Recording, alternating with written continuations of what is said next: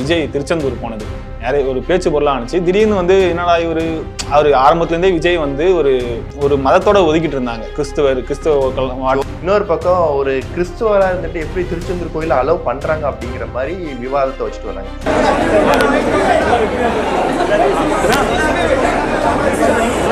இப்போ அடுத்த கட்ட பயணமா மகாராஷ்டிரால சீரடிக்கு போயிடுறாரு. ஆமா, சீரடி சாய்பாபா கோயில் தொடர்ந்து ஒரு ஆன்மீக பயணமா, ஆன்மீக சுற்றுலாவா கையில் எடுத்திருக்காரு விஜய். இது வந்து எல்லாருமே எதிர்பார்த்தது. பிஃபோர் எலெக்ஷனுக்கு முன்னாடி தான் இந்த மாதிரி பிரச்சாரத்துல இந்த மாதிரி போவாங்க அப்படின்னு. ஆனால் இப்போ விஜய் வந்து கோவிலாக போகிறத இன்னொரு விஷயத்தோட கம்பேர் பண்ணி சொல்லிட்டு இருக்காங்க. அது என்னன்னா பிஜேபி.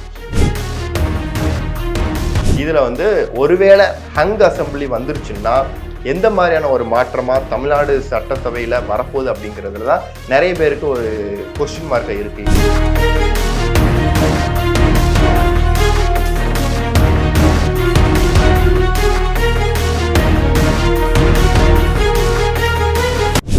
எலெக்ஷன் ஒரு பக்கம் பரபரப்பாக நடந்து முடிஞ்சதுக்கப்புறம் ரிசல்ட்டு தான் எல்லாருமே அவளோட எதிர்பார்த்து காத்துக்கிட்டு இருப்பாங்க. ஏன்னா ரிசல்ட் எந்த மாதிரி வரப்போகுது அப்படின்னு எல்லா கட்சிக்காரங்களுக்குமே அது ஒரு விதமான எதிர்பார்ப்பு இருக்கும், ஒரு விதமான பயமும் இருக்கும். ஏன்னா நம்ம எந்த அளவுக்கு வாக்கு சதவீதம் வருவோம், இந்த அளவுக்கு பிரச்சாரம் பண்ணியிருக்கோம் அப்படின்றப்போ இந்த முறையாக நம்ம ஆட்சியை பிடிச்சிட மாட்டோமா அப்படின்ற ஒரு இதில் இருப்பாங்க. இந்த முறையும் நம்ம தான் ஆட்சிக்கு வருவோம் அப்படின்றதுல இருப்பாங்க. ஸோ இந்த முறை நாங்களும் ஆட்சிக்கு வருவோம் அப்படின்ற மாதிரி ஒவ்வொரு கட்சிக்காரங்களும் ஒவ்வொரு சார்பில் வந்து இந்த முறை எதிர்பார்த்து காத்துட்டு இருப்பாங்க இல்லையா. அந்த மாதிரி தான் இந்த முறை எலெக்ஷன் மாறி இருக்கு. அதுலேயும் இப்போ குறிப்பாக சொல்லணும்னா அந்த 4 முனை போட்டி, இதுக்கு முன்னாடிலாம் இருமுனை போட்டி அப்படிங்கிற ஒரு கான்செப்டில் தான் இருந்துச்சு. திமுக அதிமுக 2 பேர்த்துல யார் ஜெயிப்பாங்க, யாருக்கு அதிக வாக்கு சதவீதம் வரும் அப்படிங்கிற மாதிரி தான் போயிட்டு இருந்துச்சு. அதை உடைக்கிறதுக்காக நிறைய பிரபலங்கள்லாம் வந்துட்டு இருந்தாங்க. அதுலேயும் குறிப்பாக சொல்லணும்னா சீமான் ஒரு மாற்று அரசியலை மக்கள் மனசுல விதைச்சாரு. அவர் வந்து 2 கட்சிக்கும் மாற்றா இருப்பாரு அப்படின்னு சொல்லிட்டு கடந்த தேர்தல் வரைக்கும் எதிர்பார்த்துட்டு இருந்தோம். இப்போ அதுக்கு இவங்க எல்லாத்தையுமே ஒதுக்கி வச்சுட்டு 2 பேத்துக்கு மத்தியில தான் போட்டி அப்படின்னு சொல்லிட்டு விஜய் வந்தாரு.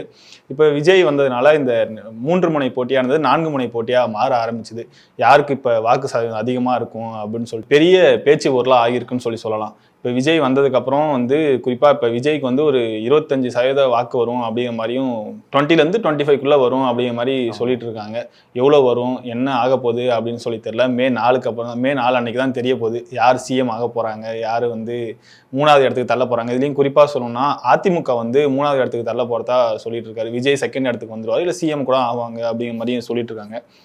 அது இந்த டைம்ல நிறைய பேர் வந்து ஒவ்வொரு விதமான கருத்துக்களை வச்சுக்கிட்டு இருக்காங்க. ஏன்னா இவங்க தான் இந்த முறை ஆட்சி பிடிப்பாங்க, இவங்க வந்து அடுத்த இடத்துக்கு போவாங்க அப்படின்ற மாதிரி ஏகப்பட்ட கருத்துக்கள், ஏகப்பட்ட முரண்பாடுகள் வந்து 4 கட்சிகளுக்குள்ளேயே நடந்துகிட்டு இருக்கு. இதுக்கு நடுவில் என்னன்னா, அந்த எலெக்ஷன் ரிசல்ட் வர்ற வரைக்கும் நம்ம வெயிட் பண்ண முடியாது. வெயிட் பண்ணிக்கிட்டு இருக்கிற நேரத்தில் வந்து கொஞ்சம் ரிலாக்ஸேஷன் பண்றதுக்காக நிறைய கட்சி தலைவர்கள் வந்து அவங்க ரிலாக்ஸ் பண்றதுக்காக நிறைய ஊர்களுக்கு டூர், சுற்றுப்பயணம், சுற்றுலா மாதிரி. சுற்றுப்பயணங்கிறது அந்த எலெக்ஷன்ல அந்த சுற்றுப்பயணம் வேற, இந்த சுற்றுப்பயணம் வந்து அவங்க ரிலாக்ஸ் பண்றதுக்காக போயிட்டு வராங்க. அதுலயும் குறிப்பா இப்போ கொடைக்கானல்ல எல்லாருடைய கவனத்தையும் திசை திருப்பி இருக்காரு மு.க. ஸ்டாலின் அவர்கள். அவரோட சுற்றுப்பயணம் தான் இப்போ பெரிய அளவுல பேசு பொருளா போயிட்டு இருக்கு. ஆமா, இப்போ ஒரு 3-4 நாளாவே வந்து எந்த பக்கம் திறந்தாலும் இன்ஸ்டாவா இருக்கட்டும், எக்ஸா இருக்கட்டும், ஃபேஸ்புக்கா இருக்கட்டும், யூடியூபா இருக்கட்டும், எல்லா பக்கத்துலயும் வந்து இதுதான் வந்து கொஞ்சம் ட்ரெண்ட் ஆயிட்டு இருக்கு. ஆமா, ட்ரெண்ட் பண்ணிட்டாரு. ஆமா, அங்க வந்த டூரிஸ்ட் கூட சார் டிவிக்கே நல்லா ட்ரெண்ட் ஆகிட்டு இருந்துச்சு. ஆல்மோஸ்ட் வந்து அவர் கொடுத்த அந்த தேர்தலுக்காக அந்த கொடுத்துருப்பாங்களே சொத்து விவரங்கள்லாம், அது வந்து வெறும் 10,000 தான் இருக்குது அப்படிங்கிற மாதிரி சொல்லியிருந்தாரு. அதில் ஒரு மீம் வேறு ட்ரெண்ட் ஆகிட்டு இருந்துச்சு. கொடுத்த தேர்தல் அறிக்கையில் 10,000 தான் இருக்குன்னு சொல்லியிருந்தீங்க, அதில் 6,000 ரூபா போட் ரெடியே போயிடுச்சு, மிச்சம் 4,000 தான் இருக்குது, அதை வச்சு எப்படி வர போகிறீங்க அப்படின்னு சொல்லலாம் ட்ரெண்ட் ஆகிட்டு இருந்துச்சு. அதுலேயும் அந்த அங்கே சுற்றுலால போகிறப்போ அந்த சைக்கிள் ரைடிங்கு, அப்புறம் நடந்துக்கிட்டே போய் எங்கள் டீ கடையில் டீ குடிக்கிறது. இன்னொன்று விஷயம் என்னென்னா, கொடைக்கானலில் வந்து அவர் வந்து போகிறது வந்து இதுதான் ஃபர்ஸ்ட் முறை அப்படிங்கிறது. கிட்டத்தட்ட ஒரு 20 வருஷமாக அவர் வந்து இது ஒரு பிளானிங்காக வச்சுட்டு வர்றாரு. ஒவ்வொரு டைமும் இந்த எலெக்ஷன் மாறுறப்போ சரி, அந்த ரிசல்ட் அப்போ வந்து இவர் வந்து கொடைக்கானலுக்கு போயிட்டு அங்கே போயிட்டு டைம் ஸ்பெண்ட் பண்ணுறதா இருக்கட்டும், ஃபேமிலியோட போயிட்டு ரிலாக்ஸ் பண்ணுறதா இருக்கட்டும், இந்த மாதிரி போய்கிட்டே இருக்காரு. லாஸ்ட் டைமு 2021 எலெக்ஷனுக்கு அப்புறமும் ரிசல்ட் வர்றதுக்கு முன்னாடி அந்த ஒரு வார கேப்பில் வந்து அங்கே போய் கொடைக்கானல் போயிட்டு வர்றாரு. அந்த அளவுக்கு கொடைக்கானல் வந்து ஸ்டாலின் அவர்களுக்கு வந்து ஒரு ஃபேவரட் டூரிஸ்ட் ஸ்பாட்டாக அமைஞ்சிருது. இதில் குறிப்பாக வந்து நிறைய மீம்ஸ் ட்ரெண்ட் ஆகிட்டுன்னு சொன்னோம்ல, அதில் ஒன்று தான் வந்து இந்த மீஷோ ஒரிஜினல் வந்து ப்ராடக்ட் டிவிக்கு விஜய் போனார்ல, அதை வந்து அந்த சைக்கிள் ரைடெல்லாம் தூக்கி போட்டு ஒரிஜினல் மீஷோன்னு சொல்லிட்டு கம்பாரிசன் போட்டு பண்ணிட்டு இருந்தாங்க. இந்த தேர்தலுக்கு முன்னாடி, அதாவது இந்த தேர்தல் பிரச்சாரங்கள் இருக்கும்ல, அதுல நிறைய ஸ்டண்ட்ஸ்லாம் நடக்கும். குறிப்பா இந்த எலெக்ஷன் ஸ்டண்ட்ஸ்னு சொல்லுவாங்கல்ல, சைக்கிள் ஓட்டுறது, மக்களோட மக்களா நானும் இருக்கேன் அப்படின்னு சொல்லி ஷோ பண்ணுங்கிறதுக்காகவே வந்து நிறைய விஷயங்கள் நடக்கும். டீ ஆத்துறது, பரோட்டா போடுறது, போயிட்டு கடையில துணி துவைக்கிறது, ஒருத்தர் போன எலெக்ஷன் இந்த எலெக்ஷன்ல ஒருத்தர் போயிட்டு ஜட்டியெல்லாம் துவைச்சிட்டு இருந்தாரு. அந்த மாதிரி நிறைய ஸ்டண்ட்லாம் நடக்கும். அது தேர்தலில் மக்களோட நானும் இருக்கேன், களத்துல தான் நானும் இருக்கேன் அப்படின்னு சொல்லி பிரதிபலிக்கிறதுக்காக அந்த மாதிரி விஷயங்கள்லாம் பண்ணுவாங்க. ஆனா தேர்தலுக்கு அப்புறமும் இது மாதிரி பண்ணிட்டு இருக்காங்க. இது அவங்க வாக்கு சதவீதத்தை அதிகரிக்குமாங்கிறத தாண்டி இது அவங்களுக்கு தேர்தலுக்கு அப்புறம் எந்த பிரதிபலனும் கொடுக்காது இல்லை. ஆனால் இதெல்லாம் வந்து தேர்தலுக்கு முன்னாடி தான் நிறைய அரசியல்வாதிகள்லாம் பண்ணுவாங்க. தேர்தலுக்கு முன்னாடி இதெல்லாம் பண்ணியிருந்தாங்கன்னா ஓகே, மக்களுக்கு கூட நாங்களும் இருக்கோம், மக்களோட மக்களாக நாங்களும் இறங்கி பண்ணுறோம் அப்படிங்கிற ஒரு ப்ரொஜெக்ஷன் மக்கள் மத்தியில் இருந்திருக்கும். ஆனால் இது எந்த அளவுக்கு கொடுக்குன்னு சொல்லி தெரியல. அதுலேயும் இப்போ குறிப்பாக சொல்லணும்னா விஜய் திருச்செந்தூர் போனது நிறைய ஒரு பேச்சு பொருளாக இருந்துச்சு. திடீர்னு வந்து என்னடா அவர் ஆரம்பத்துலேருந்தே விஜய் வந்து ஒரு மதத்தோட ஒதுக்கிட்டு இருந்தாங்க. ஜோசப் விஜய் அவர் அங்க பேர் சொல்ல ஆரம்பிச்சதுல அந்த இது அறிவிச்சாருல, பெரம்பூர் தொகுதி ஜோசப் விஜய்ன்னு சொல்லி அறிவிச்சார்ல, அப்பையில இருந்தே வந்து இவர் ஜோசப் விஜய், இவர் வந்து கிறிஸ்துவ ஓட்டெல்லாம் கவர் பண்ணது தான் இப்படிலாம் பண்றாரு அப்படின்னு சொல்லிட்டு ஒரு பேச்சு பொருள் இருந்துச்சு. அதுக்கப்புறம் வந்து இங்க திருச்சியில போயிட்டு அந்த முட்டி போட்டு போனார்ல அந்தோனியார் கோவிலுக்கு, அதுவும் வந்து ஆனா அன்னைக்கு அவர் எல்லா கோவிலுக்கும் போயிருந்தாரு, சர்ச்சுக்கும் போயிருந்தாரு, மசூதிக்கும் போயிருந்தாரு. ஆனா குறிப்பா முட்டி போட்டு போன அந்த ஒரு விஷயம் மட்டும் கொஞ்சம் கான்ட்ரவர்சியா இருந்துச்சு. இப்போ வந்து திருச்செந்தூர் முருகன் கோவிலுக்கு போனதுக்கு இது எல்லாமே ஒரு முற்றுப்புள்ளி வைக்கிற மாதிரியான ஒரு விஷயமா தான் ஆகியிருக்கு. ஒரு பக்கம் அந்த ஆங்கிளையும் பார்க்கணும். ஏன்னா திருச்செந்தூர் கோயிலுக்கு திடீர்னு இவர் போகிறதுக்கு என்ன ரீசன் அப்படின்ற மாதிரி கேட்குறாங்க. இன்னொரு பக்கம் ஒரு கிறிஸ்துவராக இருந்துட்டு எப்படி திருச்செந்தூர் கோயிலை அலோவ் பண்ணுறாங்க அப்படிங்கிற மாதிரி விவாதத்தை வச்சுட்டு வராங்க. ஏன்னா திருப்பதியில் வந்து வேற்று மதத்தினர் வந்து அனுமதி கிடையாது அப்படின்ற மாதிரி அதை வந்து மேற்கோள் காட்டி திருச்செந்தூரில் மட்டும் எப்படி இவர் அலோவ் பண்ணுறாங்க அப்படின்ற மாதிரி ஒரு விமர்சனத்தை சொல்லிட்டு வராங்க. இது என்னன்னா அவர் ஒரு எங்கே போனாலும் ஒரு குத்தமா அப்படிங்கிற மாதிரி ஆகி போயிடுது. இந்த கோவிலுக்கு போனாலும் அவர் வந்து கிறிஸ்டின் ஓட்டை கவர்றதுக்காக அவர் சர்ச்சுக்கு போகிறார் அப்படின்ற மாதிரி சொல்றாங்க. இப்போ இந்துக்கள் கோயிலுக்கு போனாலுமே அவர் வந்து கிறிஸ்துவனா இருந்துட்டு எப்படி அவர் இந்துக்கள் கோயிலுக்கு போறாங்க அப்படின்ற மாதிரி ஒரு கான்ட்ரவர்சி கிளப்புறாங்க. இப்போ அடுத்த கட்ட பயணமா மகாராஷ்டிரால சீரடிக்கு போயிடுறாரு. ஆமா, சீரடி சாய்பாபா கோயில் தொடர்ந்து ஒரு ஆன்மீக பயணமா, ஆன்மீக சுற்றுலாவா கையில் எடுத்திருக்காரு விஜய். இது வந்து எல்லாருமே எதிர்பார்த்தது. பிஃபோர் எலெக்ஷனுக்கு முன்னாடி தான் இந்த மாதிரி பிரச்சாரத்துல இந்த மாதிரி போவாங்க அப்படின்னு. ஆனா அவர் வந்து பிரச்சாரத்திலேயே டைம் ஸ்பெண்ட் பண்ண முடியாதனால கோயிலுக்கு போகிறதுனால, ஒருவேளை இவங்க எல்லாருமே ரிலாக்ஸ் பண்ணுறதுக்காக வேற ஊருக்கு துபாய்க்கு கொடைக்கானலுக்கு போகிறாங்க இல்லையா, இவருமே சரி நம்ம இந்த சைடு ரிலாக்ஸ் பண்ணுறதுக்காக கோவிலுக்கு போவோம் அப்படிங்கிற மாதிரி. இதில் இன்னொன்று, ஒருத்தர் வந்து என்ன ஆனார்னே தெரியல, தலைமறைவு ஆயிட்டாரா அப்படிங்கிற மாதிரி கேள்வி எழுதிட்டு வராங்க. சீமானும் சரி, எடப்பாடி அவர்களும் சரி, இவங்க 2 பேரும் ஆளை காணுமே அப்படின்ற மாதிரி கேட்டுட்டு வராங்க. ஆமாம், அதுவும் இப்போ ஒரு பக்கம் வந்து உதயநிதி ஸ்டாலின் வந்து துபாய்க்கு போயிட்டாரு, இவர் கொடைக்கானல் போயிட்டாரு, விஜய் வந்து இப்போ கோவிலாக போயிட்டு இருக்காரு. இவங்க 2 பேரும் என்ன ஆனாங்கன்னு சொல்லி உண்மையுமே தெரியல. ஒருவேளை ரிசல்ட் வர வரைக்கும் நம்ம பலத்தை காமிக்கிற வரைக்கும் அமைதியாகவே இருப்போமான்னு சொல்லியிருக்காங்களான்னு தெரியல. ரிசல்ட் வந்ததுக்கு அப்புறம் தான் தெரியும், இல்லை அவங்க அதை பற்றி ஏதாவது பேசினா தான் தெரியும். ஆனால் இப்போ விஜய் வந்து கோவிலாக போகிறத இன்னொரு விஷயத்தோட கம்பேர் பண்ணி சொல்லிட்டு இருக்காங்க. அது என்னன்னா பிஜேபி. ஆரம்பத்துலேருந்தே விஜய் வந்து பிஜேபியால் உருவாக்கப்பட்ட கட்சி தொடங்கினதுலேருந்தே விஜய் வந்து பிஜேபி சொல்லி தான் கட்சி உருவாக்குனாரு. இப்போ கூட்டணி வந்து பிஜேபி கூட வருவார் அப்படின்னு சொல்லி நிறைய கான்ட்ரவர்சி போயிட்டு இருந்துச்சு. ஒவ்வொரு கட்டத்திலையும் விஜய் வந்து அதுக்கு முற்றுப்புள்ளி வச்சுட்டே இருந்தார். நான் வந்து கூட்டணி என்னைக்குமே வந்து மதவாத கட்சிகளோட நான் கூட்டணி சேர மாட்டேன் அப்படின்னு சொல்லி கடைசியாக கூட அதுக்கு எல்லாத்துக்கும் ஒரு முற்றுப்புள்ளி வச்சார். ஆனால் இப்போ விஜய் வந்து கோவிலாக போகிறது வந்து அவங்க பண்ணுறதே தானே இவரும் பண்ணுறாரு அப்படிங்கிற ஒரு பேச்சு பொருள் ஆகியிருக்கு. இந்த பவன் கல்யாணம் மாதிரி இவர் பண்ணிட்டு வர்றாரு அப்படின்ற மாதிரி சொல்லிட்டு இருக்காங்க. அதான் ஒரு பக்கம் பார்த்தா இவர் கம்பேர் பண்ணக்குள்ள பவன் கல்யாணம் மாதிரி பண்ணுறாரு அப்படிங்கிற மாதிரி வச்சுக்கிட்டாலும், ஆனால் இது மக்கள் இந்த பெர்ஸ்பெக்டிவ்ல இருந்து பார்க்கறதும் ஓரளவுக்கு அவங்களாம் பேசுறதுக்கு இவர் பண்றது கரெக்டாக தானே இருக்கு அப்படிங்கிற மாதிரி தோணுது. அவர் அந்த நோக்கத்துல இல்லை அப்படின்னாலும், அவர் வந்து பிஜேபியோட கூட்டணி, பிஜேபியால் உருவாக்கப்பட்ட கட்சி இல்லை மறைமுகமாக கூட்டணியில் இருக்காங்க அப்படின்னு சொல்லி அவரை எதிர்க்கிற கட்சிகள் எல்லாம் சொன்னாலும் கூட, அவர் வந்து இந்த மாதிரியான ஒரு சில விஷயங்கள்லாம் பண்றது வந்து ஒருவேளை இருக்குமோ அப்படிங்கிற மாதிரியும் போகுது. இது வந்து பிஜேபியோட அந்த கருத்து விவாதத்துக்குள்ள கொண்டு வர மாதிரி நிறைய பேர் பாக்குறாங்க இல்லையா. அவர் வந்து இப்போ பிஜேபியோட பி டீம் அப்படின்ற மாதிரி இந்த கோயிலுக்கு போறதை வச்சு, குறிப்பா நீங்க சொன்ன மாதிரி இந்த பவன் கல்யாணம் பண்ற மாதிரி இவர் பண்ணிட்டு வர்றாரு. பவன் கல்யாண் சர்ச்சுக்கு போறதா இவர் போறாரு, பவன் கல்யாண் கோயிலுக்கு போற மாதிரி இவரும் போறாரு, பவன் கல்யாண் ஒரு குழந்தைய மேல தூக்கி வச்ச மாதிரி இவரும் தூக்கி வச்சிருக்கா அப்படின்னு ஒவ்வொரு விஷயத்தையும் இவர் வந்து சினிமாவில் எப்படி வந்து தெலுங்கு நடிகரை பார்த்து அதை மாதிரி ரீமேக் பண்றாரோ, அதே மாதிரி அரசியலையும் ரீமேக் பண்றாரு அப்படிங்கிற மாதிரி ஒரு குற்றச்சாட்டு இருக்கு இல்லையா. அதுக்கெல்லாம் முற்றுப்புள்ளி வைக்கிற மாதிரி ஒரு விவாதத்துக்கெல்லாம் ஒரு ஃபுல் ஸ்டாப் வைக்கிற மாதிரி தான் இவர் வந்து ஒவ்வொரு விஷயத்தையும் நம்ம ஏன் இப்படி மாற்றி பண்ணக்கூடாது, அவங்க எது சொல்கிறாங்கன்னா நம்ம அதுக்கு ஏற்ற மாதிரி பண்ணாதுன்னா அவங்களுக்கு வந்து ஒரு சிறந்த ஒரு விமர்சனத்துக்கு பதில் வினையாக இருக்கும் அப்படின்ற மாதிரி தான் விஜய் அவர்கள் பண்ணிட்டு வர்றாரு. இதை தொடர்ந்து இந்த 30ஆம் தேதி வந்து, அதாவது நாளைக்கு தானே 30, நாளைக்கு வந்து வேட்பாளர்கள் இருக்காங்க இல்லையா, டிவிகே சார்பில் உள்ள 234 தொகுதிக்குள்ள வேட்பாளர்களை விஜய் அவர்கள் சந்திச்சு அவங்களுக்கு வந்து இந்த எலெக்ஷன் சம்பந்தமா பேசி ஒரு ராஜ விருந்து கொடுக்க போறதா சொல்லிட்டு இருக்காங்க. வழக்கமா வந்து இந்த 12th அதிக மார்க் எடுத்தவங்க எல்லாம் கூப்பிட்டு வச்சு ஒரு ராஜ விருந்து வைப்பாரு.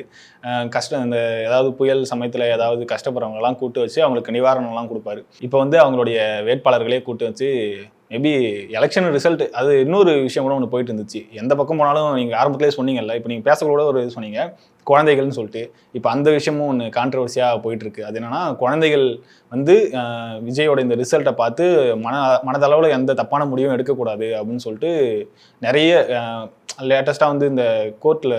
ஆமாம், அது புதுசாக அந்த கிளப்பி விட்றாங்க சொல்கிறாங்க, அந்த மாதிரி தான் கிளப்பி விட்றாங்க. விஜய் வந்து எலெக்ஷனுக்கு வந்து பிரச்சாரமாக குழந்தைகளை யூஸ் பண்ணுறாரு, குழந்தைகள் வந்து ஒரு பகடக்காக யூஸ் பண்ணுறாரு.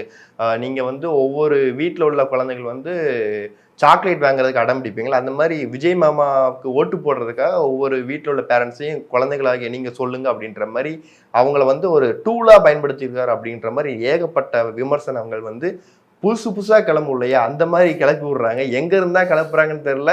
எந்த ஒரு ஸ்டெப் எடுத்து வச்சா கூட அதை வந்து ஒரு புதுசா இவரையே இப்படி பண்றாரு அப்படின்ற மாதிரி விமர்சனத்துக்கு விமர்சனமா எடுத்து வச்சுக்கிட்டே இருக்காங்க. இது எங்க கொண்டு போய் முடிவு பண்ண, ரிசல்ட்டுக்கு அப்புறமும் இது எதிரொலிக்குமா அப்படிங்கிறது தான் ஒரு கேள்விக்குறியாவே இருக்கு. அதுதான், கால் வைக்கிற இடமெல்லாம் கண்ணி வெடிங்கிற மாதிரி அவர் கட்சி ஆரம்பிச்சதுலேருந்தே ரசிகர்கள்லாம் ஓட்டு போட மாட்டாங்க, கூட்டம் ஓட்டா சேராது அப்படின்னு ஒவ்வொரு ஸ்டெப்லையும் வந்து அவரை முடக்கிறதுக்கான வதந்திகளை பரப்பிட்டே இருந்தாங்க. அப்படி ஒன்று தான் இப்போ வந்து இந்த குழந்தைங்களை அவருக்கு எதிராக திருப்பின மாதிரி ஒரு விஷயம்தான். குழந்தைகள் வந்து தப்பான முடிவு எடுத்துருவாங்க, அவங்க வந்து இப்போ விஜய் தான் ஜெயிப்பாரு அப்படின்னு சொல்லி கண்மூடித்தனமாக நம்பிட்டு இருக்காங்க.